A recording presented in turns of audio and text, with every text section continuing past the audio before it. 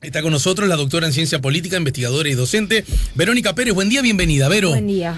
Bueno, en efecto, tal como se preveía, Argentina desde ayer tiene nuevo presidente de la República, o como le gusta a ellos, nuevo presidente de la Nación, ¿no? Nuevo presidente de la Nación, sí. Indistintamente usan el Nación República, ¿verdad? Tienden a usar más el Nación que el República. Pero quiero decir, también el Sí, República sí, está en claro, el discurso, sí, no sí. tanto, es verdad. Sí. Nosotros, el concepto de Nación no lo tenemos, ni siquiera, ¿no? No, pero probablemente eso tenga que ver con usos históricos, Claro. ¿no? Del lenguaje y los modos de ejercicio del poder. Probablemente Nación remite más como a una tradición a la tradición peronista y populista en Argentina, ¿no? De todas maneras, tengo entendido, esto ya es más cuestión, yo no sé si de la sociología o de la antropología, o que, por ejemplo, vos podés ser un Estado y no ser una nación. Sí, claro. Y podés ser una nación que ni siquiera tenga Estado. Y se ponía como ejemplo, creo, la nación judía, por ejemplo. Lo que pasa- Una nación que sin tener un Estado, antes de, igual era una nación como tal. Sí, claro. Unida por lazos que van más allá del territorio, ¿no? Exacto, las naciones, sí. Podríamos, no sé, se me viene a la mente el libro de Benedict Anderson sobre esto, pero sí, es como decís vos, técnicamente hay naciones sin Estado, naciones sin Estado, naciones que no coinciden con el territorio de los países, Claro. ¿no? La nación hace como una definición más que tiene más componentes emotivos y simbólicos y de pertenencia, de lazos de unión entre ciudadanos que se sienten parte de un mismo colectivo, y eso no necesariamente coincide con los estados, ¿no? Exacto. No es el caso nuestro, no es el caso de la mayoría de los países latinoamericanos. Esto ocurre más cuando hay divisiones entre cuando las sociedades son muy heterogéneas, ¿no? Y existen divisiones hasta políticas entre. Y a propósito de la asunción del día de ayer, bueno, todos los medios están haciendo análisis, están haciendo miradas. Bueno, me gustaría conocer la tuya a propósito de la jornada en sí misma, del día de ayer, que tuvo símbolos y lecturas posibles, pero también de lo que inevitablemente se le viene a la Argentina en general y al gobierno de Argentina en particular. Bueno, a ver, la jornada de ayer, yo no sé si puedo decir tanto sobre esto, no soy especialista ni en comunicación política ni en cuestiones afines, ¿no? ¿No te hubiese gustado estar, por ejemplo? Sí, me hubiese gustado estar para acompañar a algunas personas que estaban ahí. Mira. Y que conozco, sí me hubiese gustado estar. Pero bueno, la jornada de ayer, yo creo que más bien la lectura que haría sería desde el funcionamiento del sistema político, ¿no? Y que implica, finalmente Macri logra traspasar su gobierno, un gobierno bajo condiciones normales, ¿no? Un gobierno con muy pocos indicadores de éxitos y con muchos indicadores de fracaso, pero bueno, bajo condiciones normales llega hasta el final, logra hacer un traspaso normal, y el sistema de partidos argentinos, el gobierno vuelve a alternar, ¿no? En Claro. Argentina, vuelve a hacer una alternancia al revés, ¿no? De lo que es como que da la vuelta respecto a 2015, ¿no? Casi exactamente igual, o sea, vuelve el mismo partido, movimiento político que deja el gobierno en 2015, un poco reconfigurado, pero básicamente la misma coalición en términos políticos y sociales, ¿no? Ayer los nuevos gobernantes, el propio Fernández recordó justamente esa frase. Decían que no volvíamos y volvimos, ¿no? Claro, sí, decían que no, sí, si te acordás del mismo día, hace 4 años, tanto los analistas políticos como los medios de comunicación auguraban para el macrismo, lo que el macrismo como sea que se llame, ¿no? Sí. Cambiemos, Juntos por el Cambio, como sea que se llame el partido, el movimiento político que encabeza Mauricio Macri, auguraban una larga vida, ¿no? Recordá que en Argentina hay reelección, ¿no? Entonces era muy posible, si a Macri le iba medianamente bien, habiendo recibido un gobierno con problemas, ¿no? Tanto económicos y también de todo lo vinculado a causas de corrupción, qué sé yo, pero sobre todo una economía complicada había recibido Macri de parte de Cristina Fernández. Todos los analistas auguraban, si a Macri le iba relativamente bien, auguraban por lo menos un periodo más, sí, ¿no?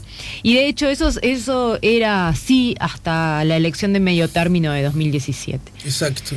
Recuerdo que lo conversamos aquí contigo. Donde Macri además tenía, hasta ese momento la popularidad de Macri iba bien. Sí, en esa elección, ¿no?, de medio término. Y en la elección de medio término votó bien el macrismo, fue ¿no? bien. Tampoco votó mal Cristina, que ese fue un dato, ¿no? Tampoco votó mal Cristina, pero Macri mejoró un poco su bancada, sí, ¿no? Claro. En el Parlamento. Entonces ganó algunas provincias más en el Senado, y hasta ahí iba bien. Ahí podemos decir, bueno, cuánto de eso en realidad se sostenía artificialmente o no, ¿no? Porque el tipo de cambio estaba alto hasta ese momento y había una serie de intervenciones de gobierno para mantener el tipo de cambio alto, cuando en realidad aparentemente las condiciones económicas no daban para eso. Después vino el acuerdo con el Fondo Monetario Internacional y toda la serie de sucesos que conocemos, que no que estuvieron muy lejos de traerle éxito al gobierno de Macri. Lo cierto es que, ya que esa es una punta para tirar de la madeja, ¿qué se puede decir? ¿Que volvieron los peronistas, volvieron los K, o como ellos me parece que están formulándolo en esos términos, volvimos para ser mejores, digamos, esa idea de que somos los mismos, pero no sé si necesariamente tendremos las mismas conductas, ¿no? Uno puede implicar que hay como un subtexto en esa dirección. Lo que pasa que acá hay que pensar en el... A ver, porque en realidad, si te pones a pensar, el Partido Justicialista como tal no aparece en ninguna... No aparece ni como etiqueta, ni siquiera aparece demasiado como estructura, ¿no? Porque las elecciones ocurrieron físicamente fuera del local del Partido Justicialista, salvo algunas excepciones, ¿no? Eso ya ha ocurrido otras veces antes también, ¿verdad? Eso ha ocurrido antes, sí, en particular desde que se forma esta versión por izquierda del peronismo, ¿no? Del Partido Justicialista, que es el kirchnerismo. El Partido Justicialista pierde fuerza como etiqueta, ¿no? Nunca fue, acá hay una larga tradición de estudios sobre la estructura organizativa del Partido Justicialista, en particular los trabajos de Steven Levitsky, su tesis de doctorado, pero también trabajos de muchos colegas argentinos que en realidad el Partido Justicialista como estructura es una cáscara, ¿no? No es un partido que no tenga vida orgánica, que en realidad la tiene, pero... no, como tal, no tiene una vida orgánica sistemática, sí, ¿no? Donde existan reuniones sistemáticas de su dirección y de sus órganos de funcionamiento, sí, sino que es un partido que funciona con un liderazgo vertical que ordena a las bases, a una militancia que tiene, ¿no? En abundancia, pero que no... pero que es una militancia de movilización, más que nada, ¿no? Que se moviliza ante llamados del líder o de los líderes, más que un funcionamiento, más que una militancia que participa activamente en el funcionamiento cotidiano del partido. Entendido. ¿No? Entonces, en realidad, en 2003 Néstor Kirchner hace una construcción por afuera del Partido Justicialista que le dio, que se llamó el Frente para la Victoria, que hoy tampoco existe como tal, ¿no? Pero que es lo que conocemos como kirchnerismo, que era, Néstor Kirchner hablaba de el Frente para la Victoria era una alianza de todo lo que está a la izquierda. ¿Tá? A la izquierda de las políticas menemistas que nos trajeron al fracaso en los 90 y a la izquierda de el fracaso que había implicado la alianza encabezada por De la Rúa, ¿no? Y bueno, y desde ese momento y entonces Néstor, para ir a tu pregunta respecto a qué es el armado de Alberto Fernández, el armado de Alberto Fernández se parece un poco más, aunque no es exactamente igual al armado de Néstor Kirchner en su momento, porque el Frente para la Victoria en su momento no era el núcleo duro con el que se quedó Cristina a partir de 2007-2008, ¿no? Era una alianza más grande, una alianza que tenía al peronismo por izquierda, ¿no? O a la fracción por izquierda, así que a las fracciones más progresistas del peronismo, pero también había juntado a fracciones y líderes por izquierda de otros sectores, ¿no? Como los famosos radicales K en su momento, y gente que hoy está de nuevo dentro del Frente de Todos, ¿no? Que es este Frente de Alberto Fernández, como Victoria Donda, ¿no? Pino Solanas, ¿no? Toda esa gente que en realidad forma pequeños partidos, pequeños partidos de centro izquierda que son ajenos, ¿no? Que están afuera del peronismo. Pero entonces lo que asumió ayer es más de lo mismo, lo grosereo de este modo. ¿Volvió Cristina? ¿Volvió la Cámpora? Lo que pasa que en realidad volvió, digamos que Unidad Ciudadana, que sería ahora lo que era el Frente para la Victoria, es una parte importante y tiene un tercio, un poco más de un tercio, ahora no estaba mirando los datos de un colega sobre la composición del gabinete de Alberto Fernández, pero los dos sectores más importantes dentro del gabinete de Alberto Fernández son Unidad Ciudadana, o sea, la fracción, digamos, o el sector por izquierda de este frente, ¿no? Que reúne a la Cámpora y a Cristina, que es el sector que encabeza a Cristina, o que tiene a Cristina como principal líder, y el Frente Renovador, ¿no? Que es el sector de Massa, que es un peronismo más moderado, ¿no? Que se le había desprendido, que estaba en el primer kirchnerismo, claro, en el armado de Néstor Kirchner, pero que después... Incluso en la primera presidencia de Cristina, ¿no? Incluso en la primera presidencia de Cristina, pero que después se había separado, ¿no? Igual que Alberto Fernández, ¿no? Que también estuvo en la primera igual que Alberto Fernández. Y parte de la segunda. Alberto Fernández era mano derecha de Néstor Kirchner y amigo muy cercano de Cristina Fernández, y que se había separado de ella cuando estos sectores más moderados se fueron del gobierno de Cristina, y Cristina quedó con el sector más duro, ¿no? Y más volcado a la izquierda en todo sentido, pero que lo podíamos ver en términos de las políticas económicas que se terminaron profundizando durante su segundo gobierno. Quiero hacerte esta pregunta, porque tengo la impresión que ese devenir, digamos, del kirchnerismo y en particular de Cristina Fernández, quedándose, digamos, con, llamémosle así, su barra más a la izquierda, también venía acompañada no solo, digamos, de un paquete de ideas acerca de el funcionamiento de la nación, de la sociedad y, por qué no, del mundo,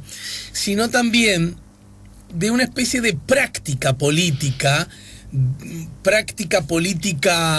en la cotidiana del encuentro o incluso del desencuentro con el otro, que empezó a generar la idea de que se trataba también de una manga de soberbios, intolerantes, algo autoritarios, que en busca de un objetivo político no podían tolerar que alguien tuviera matices, aún viniendo desde zonas claramente no neoliberales o no de derecha, y que eso provocara que, bueno, la cosa se hace así, es como nosotros decimos, y si no estás conmigo, estás en mi contra, ¿no? Esa es lo pregunto Sí. para tratar de separar paja de trigo de ideas, de comportamientos y también de relatos acerca de las ideas y los comportamientos. Sí, a ver, hay algo de cierto en eso.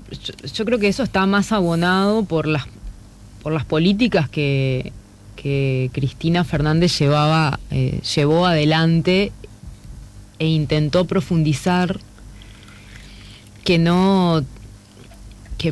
probablemente no tuvieron en cuenta sectores que estaban descontentos con esa política, y eso generó especial polarización durante su segundo gobierno, ¿sí? Respecto a los rasgos autoritarios del gobierno de Cristina Fernández, a ver, en términos de hechos, ¿no? Durante el gobierno si bien acá hay cuestiones del ejercicio de cómo los presidentes ejercen el poder, ¿no? Que bueno, yo no soy experta en estos temas, pero hay toda una serie de trabajos académicos sobre el ejercicio del poder de los presidentes que tienen más que ver con cuestiones de ejercicio de liderazgo, modos comunicacionales, etcétera, ¿no? Pero para ir a tu pregunta, yo lo que diría que creo que es un rasgo importante del gobierno de Cristina Fernández, que pese a que el gobierno de Cristina Fernández, pese a que Cristina Fernández ejercía un modo el de comunicacional confrontativo, si querés, ¿no? Los gobiernos de Cristina no hicieron nada, no hicieron ninguna reforma institucional relevante para que le permitiera perpetuarse en el poder, como si lo hicieron otros, ¿no? Gobiernos con los que se compara el gobierno de Cristina. Una especie de infinita reelección, por ejemplo, por decir algo. Sí, por ejemplo, ¿no? Sí. Bueno, recordemos que Menem, que consiguió la reelección en el Pacto de Olivos, en el acuerdo con Alfonsín, una vez transcurrido su segundo mandato, empezó a generar la idea de la reelección, sí, ¿no? Por eso lo digo. Decir, Cristina no. Y otros gobernantes de que podríamos llamar el progresismo, la izquierda latinoamericana, ni hablar que también han intentado. Bueno, Uribe en Colombia también lo intentó. Por eso, o sea, en realidad los gobiernos de Cristina no hicieron eso, ¿no? Sí.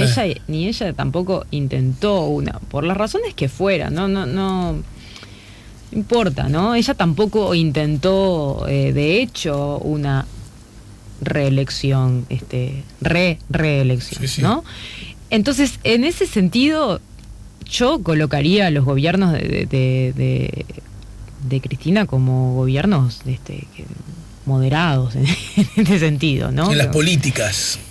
A ver, no en las políticas públicas que llevaron adelante, porque los gobiernos sí es cierto que los gobiernos de Cristina Fernández llevaron adelante una serie de políticas que intentaron llevar el Estado, ¿no?, a mayores niveles de intervención en distintos ámbitos. Sí. ¿No? En particular económicos, ¿no?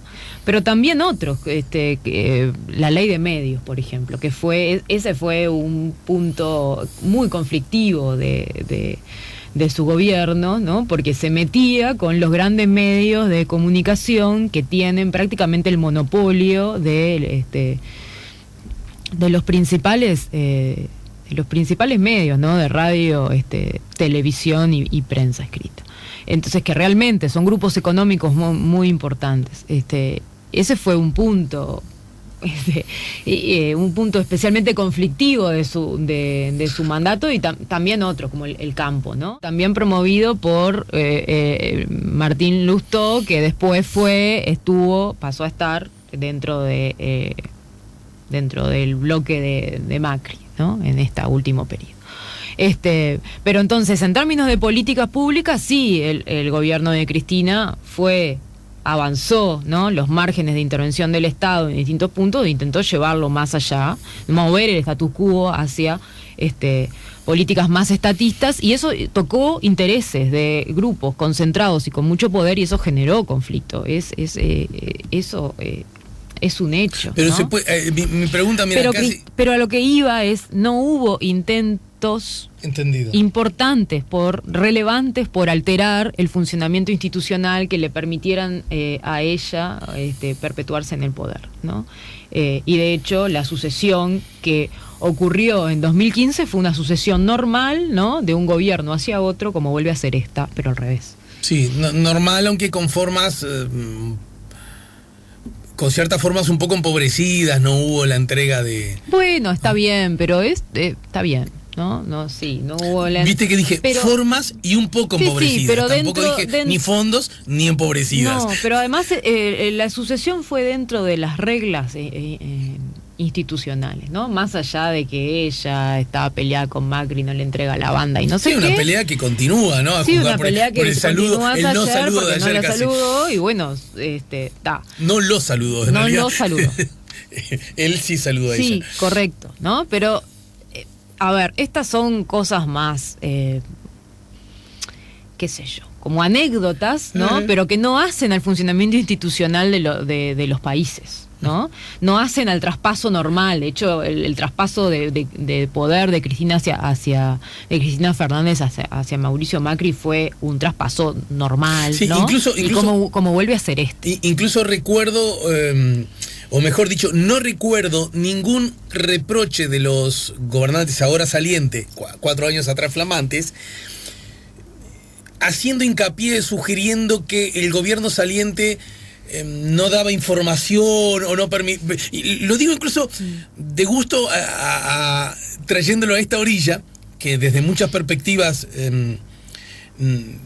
sacamos carta de identidad. Yo podría agregar orgullosa carta de identidad, en el sentido que el presidente va con el presidente electo, van juntos, y además el presidente toma del brazo al presidente electo para decir, vení junto a mí, ¿no?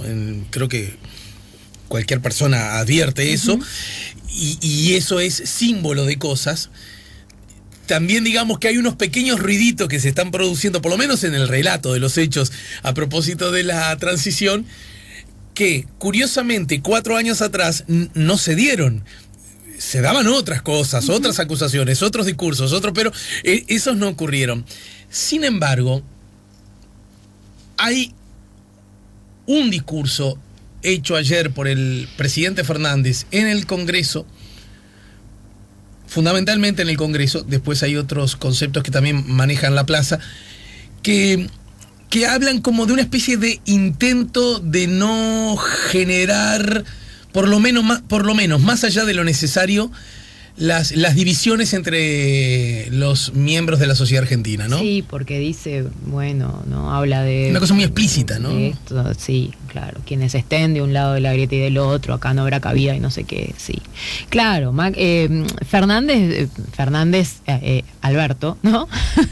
El presidente viene, claro, en ese sentido viene con un discurso más moderado, que ojo, porque Cristina Fernández entendió que debía, claro, antes, ¿no? Lo entendió en 2018, ¿no? En 2019, que tenía que moderar, ¿no? Y eso también la llevó a elegir a una persona moderada y Alberto Fernández además es un líder que está fuera de los escándalos de corrupción que habían azotado a Cristina Fernández y todo su grupo más cercano, ¿no? Esa es la otra ventaja de Alberto Fernández como candidato, ¿no? Que él incluso durante la campaña y antes lo dice en repetidas veces en la prensa, ¿no? A mí que me revisen, ¿no? Pero no hay este gobierno que ha revisado a todo el mundo, ¿no? Y que incluso lo dice, ha perseguido gente y ha inventado causas, ¿no? No estoy diciendo que sea así, que lo dice él, lo dijo él muchas veces en la prensa, no me ha encontrado nada a mí, ¿no? Yo no aparezco en ninguna causa. Entonces, esa era una ventaja y muy bien pensado por ella, ¿no? Claro. muy bien ideado por ella. Sí, incluso uno encuentra a veces que hay como una especie de intento, a veces luce un tanto artificial, un tanto forzado, de querer generar esta idea de que, entonces como Fernández, el presidente, es distinto a Cristina, Cristina trata que... Y en realidad, obviamente son seres humanos distintos, como somos los seres humanos, pero me parece que todo ese análisis parte de un error inicial, y es olvidar que esta fue una legítima jugada política electoral de Cristina. Entonces, nada de lo que está ocurriendo debería incomodar o sorprender a Cristina, que es la que entendió, yo tengo que salirme de este lugar para poder alcanzar la victoria, ¿no? Exacto, o sea, a ver... Pero se entiende, es como raro, es como que el tipo que dice, andá vos primero porque hacé los goles mejor que yo, después digamos, viste que el otro está enojado, pero no, fue el otro el que le dijo, andá que en este momento sos vos el ideal para hacer goles. Lo que pasa que, a ver, acá no... Antes de la campaña, todas las mediciones de opinión pública que existían mostraban a Cristina como principal líder de la oposición. O sea, Cristina tenía un amplio apoyo, aún en el medio de todas las causas de corrupción que tenía abiertas y que aún tiene, aunque ya se han cerrado varias, ¿no? Cristina era el Tú dices líder que tenía más chances de ganar la elección. Bueno, no. Eso no quiere decir que ella tuviese chances de ganar la elección, por algo ella no se presenta, ¿no? Pero digamos que cualquier arreglo dentro del peronismo tenía que incluir a Cristina, ¿no? O tenía que incluir al kirchnerismo, ¿no? No podía dejarlo afuera, porque el kirchnerismo tiene el 30% de los votos, ¿no? En particular en los sectores populares y en las provincias y en las provincias del norte, ¿no? En las provincias menos desarrolladas el kirchnerismo es fuerte.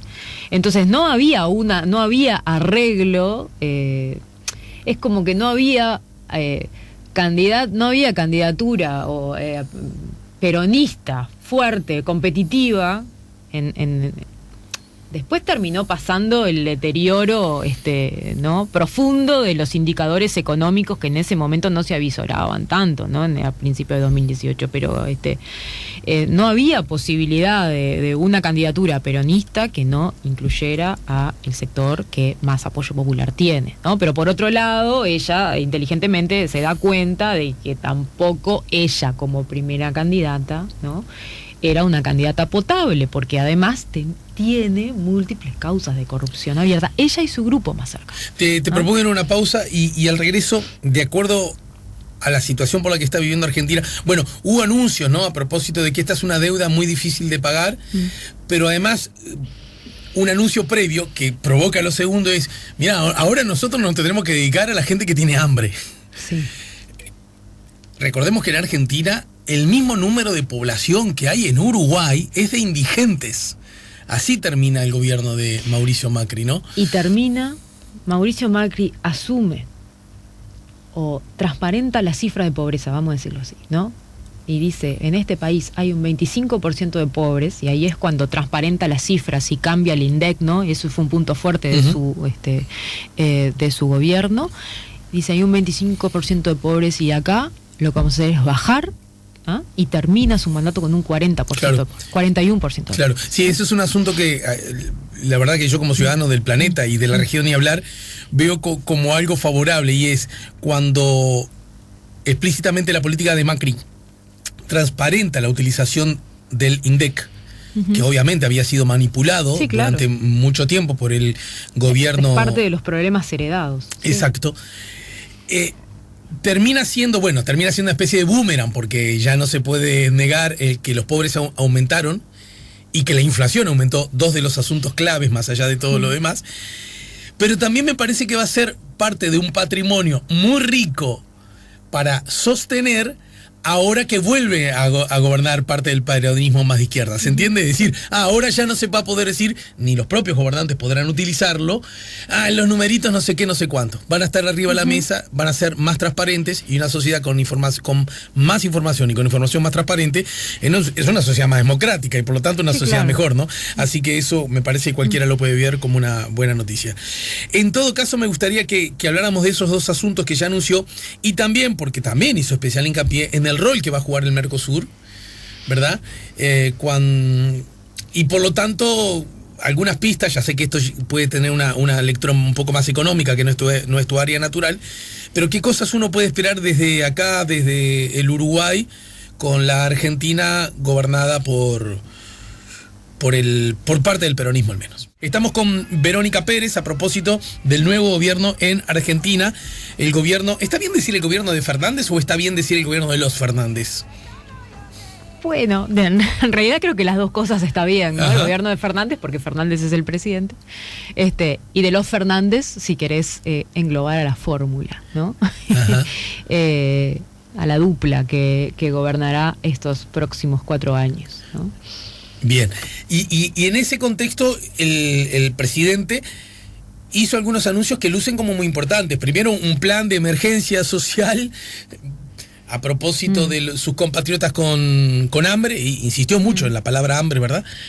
En un discurso que tuvo alusiones muchas a Raúl Alfonsín, en el arranque y en el final. Alguna también al Papa Francisco, bueno, a Néstor, por supuesto, un poco menos a Perón. Sí. ¿Verdad? No sé si también se puede hacer lecturas de ese tipo, pero en todo caso lo que también ocurrió es un anuncio al Fondo Monetario: nos queremos llevar bien con ustedes, queremos cumplir, pero primero voy a atender el lío que tengo en casa, ¿no? Y claro, porque en realidad ahora Alberto Fernández recibe un país que con indicadores complicados, posiblemente no tan complicados como los que recibió cuando le tocó actuar como jefe de gabinete en el gobierno de Néstor Kirchner, pero un país bastante complicado en términos de una deuda contraída muy alta, con muchos vencimientos de corto plazo que tiene que llevar adelante el año que viene y el siguiente, y con unos indicadores en particular de pobreza e indigencia muy altos, ¿no? Que ese es el gran fracaso de la política económica y social de Macri, ¿no? Un presidente que venía con una pobreza, con una promesa de llevar la pobreza a cero, cosa que no es, en realidad es solo un artilugio comunicacional de campaña, porque eso es imposible, ¿no? Pero en todo caso ni siquiera logra ni mantener los niveles de pobreza con los que asume, ¿no? Sí, como vos decías, un punto importante de su gobierno y casi el único aspecto positivo con el que entrega el gobierno es haber transparentado todas las cifras, haber transparentado la gestión del INDEC, que es como el Instituto Nacional de Estadística en Uruguay, pero Macri en realidad lleva la pobreza de 25 puntos a 40, casi 41 puntos, termina el porcentaje de pobres con el que Alberto Fernández recibe el gobierno, y la indigencia a niveles también muy altos, casi 3 millones de indigentes. Esto quiere decir personas que no alcanzan a niveles que les permite, que no alcanzan niveles de seguridad alimentaria, ¿no? Podríamos decirlo de esa forma. Y bueno, con otros indicadores complicados, ¿no? Una inflación muy alta, más alta que la inflación con la que Cristina había dejado su gobierno, una economía y no en recesión. Y anuncios, todos recordamos al saliente presidente Macri diciendo: esto se arregla fácil, además, ¿no? Bueno, el de la inflación, y además, ¿no? como anuncios poco felices, ¿no? Expresiones poco felices, que poco felices y que realmente perjudicaron a los sectores populares, pero también perjudicaron a las clases medias, ¿no? Y esa fue la razón por la que Macri pierde el gobierno, porque las políticas de Macri tocaron generaron impactos negativos en las clases medias que habían sido una parte muy importante del apoyo que había tenido en las elecciones de 2014. Entonces, de 2015, perdón. Entonces, claro, Alberto Fernández entonces asume con una promesa de, en parte, de restauración de las políticas anteriores, aunque no serán de total restauración, pero con una promesa de atender a los sectores populares que son la base del kirchnerismo, que son la base del peronismo, y a amplios sectores de trabajadores formales, pero sobre todo informales, que han sido los más perjudicados por las políticas de ajuste del gobierno de Macri, ¿no? Y eso tiene que hacer eso en el marco de una economía muy endeudada que tiene compromisos muy importantes con el Fondo Monetario Internacional de cara a los próximos años. Uh-huh. Por eso la gestión del gobierno de Alberto Fernández será complicada, ¿no? No será fácil entre satisfacer los intereses de distribución de sus bases sociales, ¿no? Y atender una situación de emergencia para algunos sectores, y a su vez ordenar los principales indicadores macroeconómicos, ordenar la macroeconomía y hacer frente a los compromisos con el Fondo Monetario Internacional, ¿no? Uh-huh. Es un gobierno como que tiene presiones encontradas, ¿no? de varios lados. Y desde la perspectiva de otro anuncio que hizo a propósito de revitalizar el Mercosur y en fin, una relación que ya nace con mucho ruido con el Brasil, ¿verdad? Lo que pasa que en términos de política exterior, deberíamos también aquí hay un cambio, ¿no? El peronismo, el kirchnerismo, como quiera llamarle, ¿no? Viene con la idea de la patria grande, de relaciones, de revitalizar relaciones con los países vecinos. Lo que pasa que Alberto Fernández se va a encontrar en un vecindario mucho más hostil de lo que del vecindario que tuvieron Néstor Kirchner y después Cristina Fernández, ¿no? Porque ya no están sus amigos. No solo no están sus amigos, sino que tiene prácticamente su principal socio, ¿no? Brasil, que es el principal socio comercial de Argentina, es ¿no? El presidente Bolsonaro es un claro antagonista. Sí, incluso hasta último momento. Ni siquiera fue, ¿no? Fue el vicepresidente. En un momento se dijo que ni siquiera él iba a ir, ¿verdad? Exacto, el vicepresidente. ¿no? Entonces, y además ha tenido expresiones negativas hacia durante la campaña electoral y después, ¿tá? Entonces, en realidad hay que ver ahí cuál va a ser la política exterior, ¿no? que va a poder llevar adelante Alberto Fernández más allá de sus intenciones. Lo que sí es cierto es que cada vez que el peronismo asume el gobierno, la economía se cierra un poco, ¿no? Porque el peronismo tiende a beneficiar a los sectores que producen para el mercado interno, ¿no? Que también son su base de sustentación. Claro, ¿no? Recordemos que Argentina, por volumen, entre comillas, puede darse esos lujos un poquito, ¿no? Un poquito, ¿no? Un poquito. Acabo de decir un poquito. Un poquito, no tanto, ¿no? En realidad el mercado interno, obviamente, es más grande que el uruguayo, que lo es cualquiera, ¿no? Pero tampoco es una economía enorme, no es Brasil ni México. También es esa forma, ¿no? Ese modelo económico hacia adentro que había profundizado el segundo gobierno de Cristina Fernández, había llevado a varios de los desequilibrios que había tenido claro. La economía, ¿no? Porque ese modelo es fuertemente dependiente de los insumos que importa para la industria, ¿no? Pero bueno, en fin. Pero en todo caso, ese perfil podría perjudicar a Uruguay y los habitantes de Uruguay, ¿no? Como siempre, cada vez que asume un gobierno peronista, ¿no? Bueno, no, menos en la época de Menem, ¿no? Claro, exacto. Bueno, porque Menem en realidad hizo un giro, ¿no? En lo que se llama en ciencia política el policy switch. Viró hacia políticas de apertura y liberales. Menem ¿no? y la calle tuvieron muy buen diálogo en todo sentido, ¿no? Exacto, pero cuando el peronismo tradicional ¿no? Podríamos llamarlo así, cuando el peronismo tradicional está en el poder o el peronismo redistribucionista está en el poder, claro, Uruguay sufre entre comillas, ¿no? Sufre porque la economía argentina se cierra. De todas formas,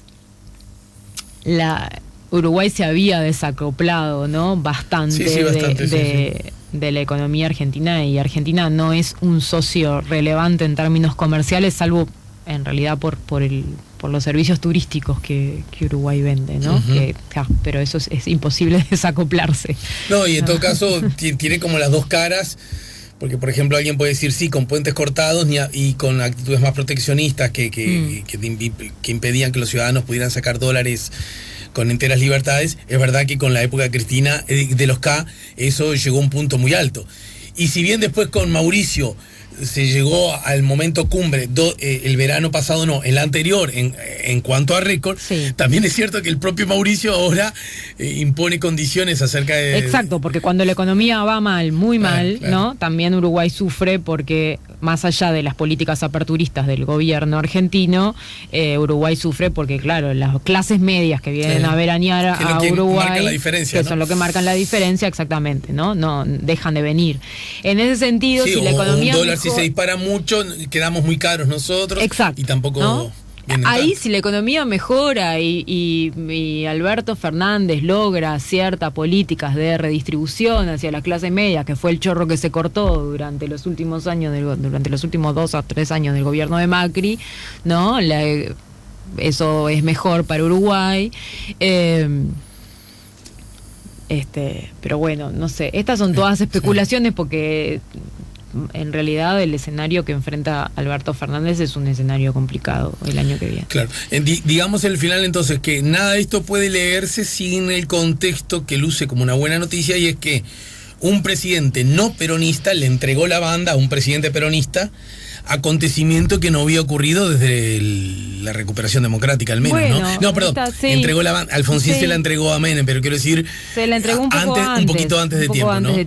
Sí. Y esto institucionalmente me parece que no es menor y debe ser destacado. Yo lo que diría sí, es que es como que el sistema hay que ver un poco cómo sigue, ¿no? Pero como que el sistema de partidos argentino quizás se esté rutinizando en su funcionamiento. Vos ya lo habías dicho. Sí, con un bloque más hacia la centro izquierda, ¿no? Peronista de centro izquierda, y un bloque no peronista a la centro derecha. Hay que ver cómo Macri logra, si es que Macri logra sostener a Cambiemos, ¿no? O a PRO, que en realidad es su partido, desde un lugar en que él ya no está ni en el gobierno nacional ni en el gobierno de la ciudad de Buenos Aires, aunque está Larreta, ¿no? En la ciudad de Buenos Aires está Larreta. Por lo menos se ve en los últimos años, ¿no? Como un funcionamiento más rutinizado más estable, ¿no? del sistema político argentino. Me olvidé decir, pero queda para próximos análisis, que otra de las cosas que Fernández hizo hincapié en cierta reforma del sistema judicial, ¿no? Ya no más la inteligencia, los servicios de inteligencia operando para la justicia, ¿no? Sí, hizo en el sistema judicial y también en las formas de actuación de la policía, ¿no? Con un discurso anti-mano dura, que fue otra de los atributos del gobierno de Macri. Que ciertos delitos incluso bajaron con el gobierno de Macri, ¿no? Es verdad, pero ciertos delitos bajaron, pero también aumentaron las muertes de delincuentes o personas a manos de la policía y por la espalda, y también aumentó la represión de la protesta, ¿no? Entonces, en realidad también Alberto Fernández asume con un discurso como anti-mano o contra la mano dura, ¿no? Contra estas formas de policiamiento, ¿no? De gestión del conflicto y de la seguridad. Sí, claro. En todo caso, la mano dura, como se le quiera llamar, nunca debería ser sinónimo de utilización impune de la fuerza por el más fuerte de todos, que es el Estado, que debe estar para cuidarnos, no para... No, por supuesto, las políticas de seguridad nunca deberían ir contra el Estado de Derecho, ¿no? Que implica proteger las libertades de los individuos. Y digo, justiciamiento sin el debido contexto lucen... Justiciamiento exacto, justiciamiento sin pruebas ni...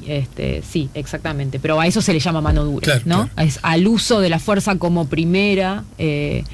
como en primera instancia y de forma discrecional, ¿no? Bueno, Verónica, gracias como siempre, y nos vamos a reencontrar más temprano que tarde. Gracias a vos. Verónica Pérez, la doctora en ciencia política, investigadora y docente, nos ayudó a poner la mañana en camino. Si buscas un portón automático para tu casa o para la oficina, asegúrate que sea fuerte, que sea seguro, que sea práctico, que sea un SEA. Porque solo un portón SEA te asegura el mayor respaldo técnico, un service propio en todo el país y la garantía de todos sus productos. Ingresa en seaportones.uy o llama al 2601-2611. Si vas a elegir un portón, que sea un SEA.